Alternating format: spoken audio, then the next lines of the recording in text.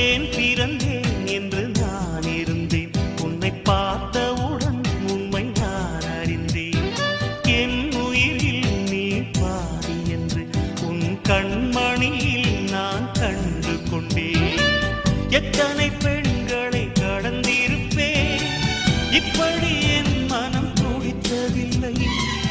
இமைகள் இரண்டையும் திருடிக் கொண்டு உறங்கச் சொல்வதில் நியாயமில்லை. நீ வருவாயோ இல்லை மறைவாயோ, ஏ ஏ ஏ ஏ ஏ தன்னை தருவாயோ இல்லை கரைவாயோ.